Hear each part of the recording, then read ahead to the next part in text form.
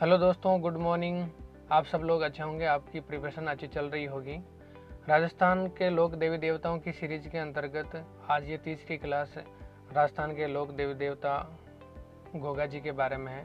आगे की दो क्लास के अंतर्गत हम देवनारायण जी और रामदेव जी के बारे में पढ़ चुके हैं और मैं ज़्यादा आज समय नहीं लेते हुए इस गोगा जी के बारे में आपको विस्तृत जानकारी देने की कोशिश कर रहा हूँ। गोगा जी, जैसे मैंने पीछे की दो क्लास में बताया था कि राजस्थान के अंदर 5 लोक देवता थे जिनको पंचपीर के नाम से जाना जाता है, और उनमें आगे जो दो मैंने पढ़ाए वो रामदेव जी और देवनारायण जी थे, जिनके अंदर रामदेव जी थे वो पंचपीर के अंतर्गत आते थे। और आज दूसरे जो पंचपीर और तीसरी क्लास के लोक देवता गोगा जी जिनके बारे में हम पढ़ने जा रहे हैं। गोगा जी के उपनाम सांपों के देवता के रूप में जाना जाता है। मुसलमानों द्वारा गोगा जी को गोगा पीर कहा जाता है, हिंदुओं द्वारा नागराज कहा जाता है तथा महमूद गजनवी द्वारा जहार पीर या जिंदा पीर कहा गया था।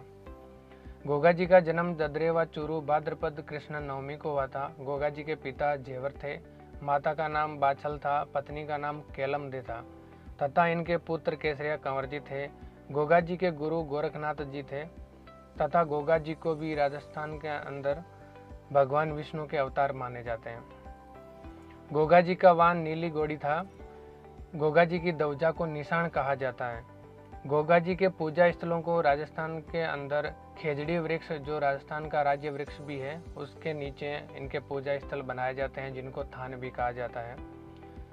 गोगा जी के प्रतीक चिन्ह के रूप में भाला लिए घुड़सवार एवं सर्प को माना जाता है। गोगा जी के मंदिर को मेड़ी कहा जाता है। गोगा जी का महमूद गजनवी के साथ 1024 ईस्वी में युद्ध हुआ था।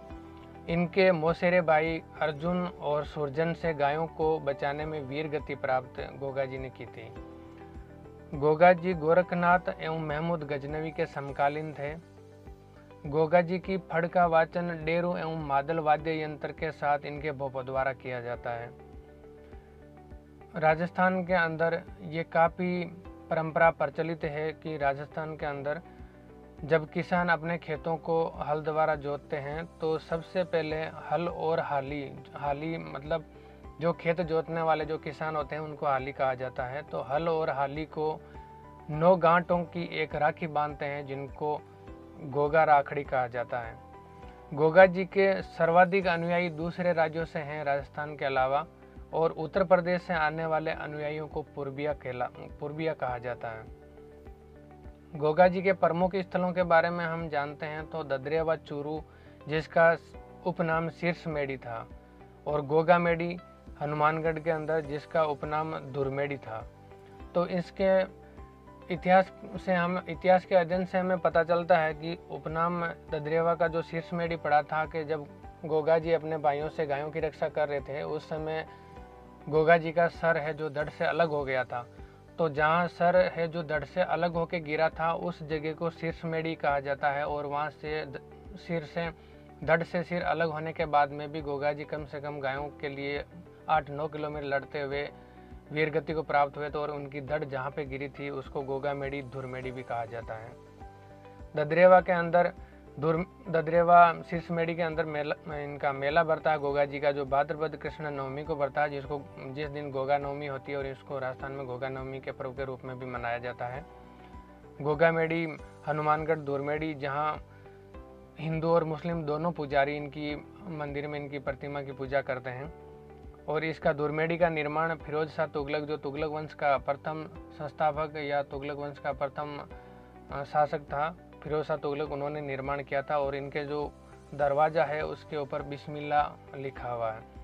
गोगा जी की ओल्डी सांचौर, जो जालौर जिले के अंतर्गत आता है, वहाँ पे गोगा जी का मंदिर है।